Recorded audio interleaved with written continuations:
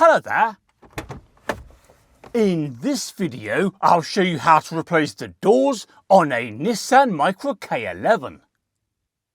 Despite appearances, this is a quick, simple job that can be done with basic tools, which is handy because that's all we've got. Welcome to CarSpyTV.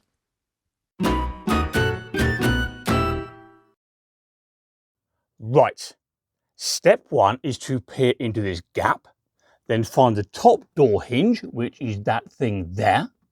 This restrictor there, that stops the door opening too far, and the bottom hinge, which is all the way down there. All three of those items need to be partially removed. To make that easier, we're going to clean and lubricate them with GT85 and this toothbrush that I may or may not then put back in the bathroom. We'll see. Are you ready? Then let's go for it.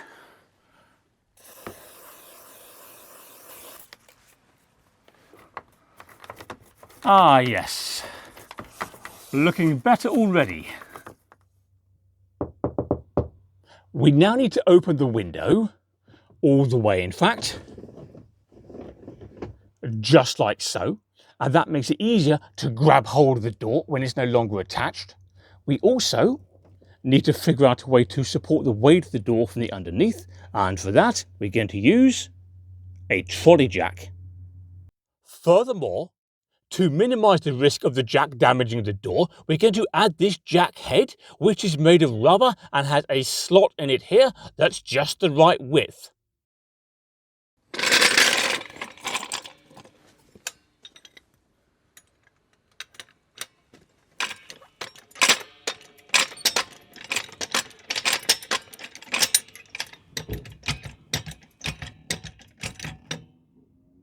We now need to remove this restrictor, and the easiest way to do that is to tap out this pin with a hammer. But first, we'll protect the metal around it by adding some tape. This one happens to be a Gorilla tape, but anything reasonably substantial will do. It's unintuitive to hit your car with a hammer, but there you go, needs must.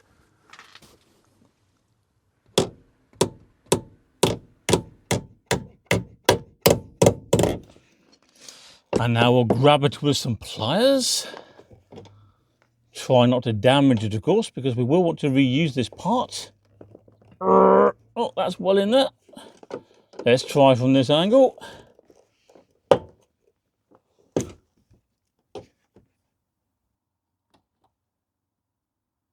We now need to get rid of some wires that go from the A-pillar to the door, specifically those wires there.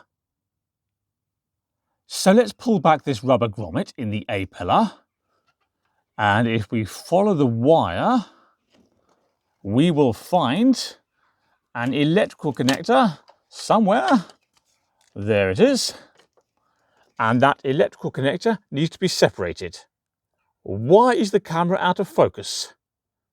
Oh dear.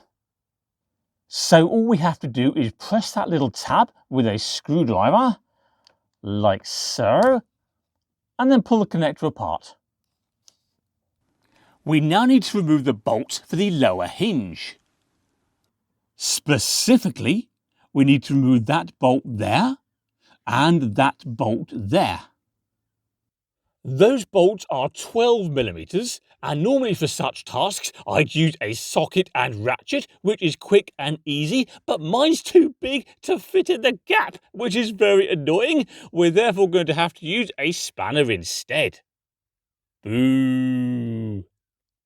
Now, because we cleaned and lubricated those bolts earlier on, there's more chance they'll come out easily. So let's have a go. Yes, that is an encouraging start. There we are, those two bolts have been removed. Let's now check the door is still sitting safely on the jack. because we don't want any accidents. And yes, that feels fine. We can now undo the 2 bolts for the top hinge.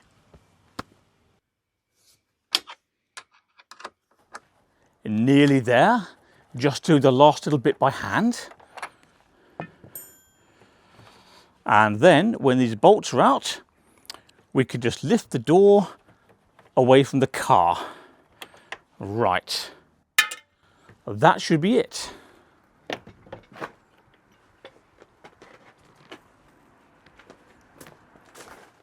This feels fantastic. We've got so much space, so much fresh air. As for fitting a new door, it's predominantly the reverse of what I've already shown you. So, rest it on the jack with help if necessary. Then replace the bolts for the hinges, the pin for the restrictor, and of course the electrical connector. And to save a bit of time in this video, I've done that off camera. And that brings us to this point here. So the door's attached, but it won't close. I'll show you. See? It won't close because the alignment is terrible. Specifically, it's far too low here on this curvy corner. Luckily, there's a solution. Specifically, there's a little bit of adjustment on these hinges. So we're going to slightly loosen all 4 bolts, which is awkward left-handed. And now we're going to use the jack to lift this part of the door up a little. Right. How high do you think we should go? Higher than that? What do you think? Is that about right? I think a little more.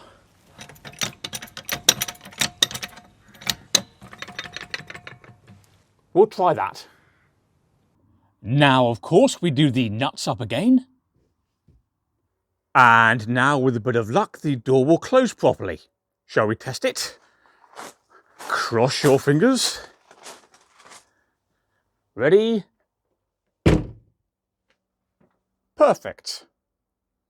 Furthermore, according to the factory service manual, there's some adjustment down here on this strike plate.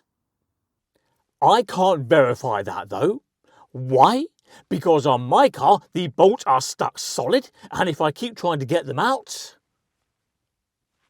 they're going to strip.